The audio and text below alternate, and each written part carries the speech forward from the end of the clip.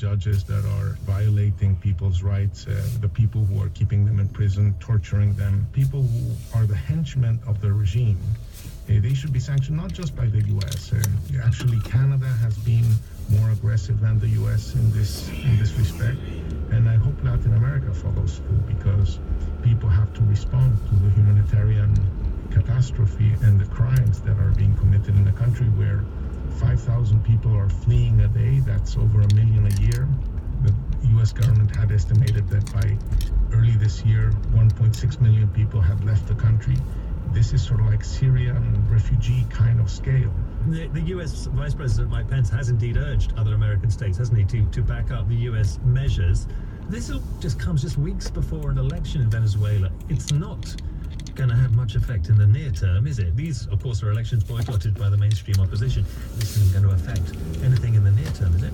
Those elections are not being recognized by any country in the Americas or the European Union. These are elections where the government called them snap elections, called with unconstitutional authority, where they excluded the three largest parties, the two major candidates. They essentially chose an opposition candidate to run.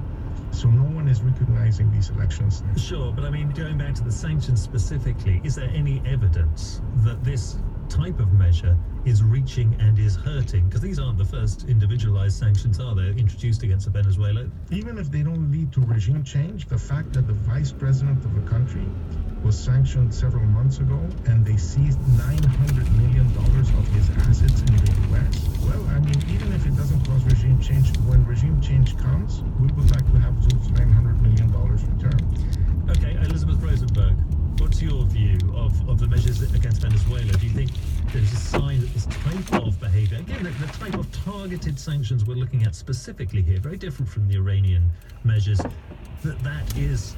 that's the trend, that is the way to go, it is the weapon of choice on the part of the US Treasury?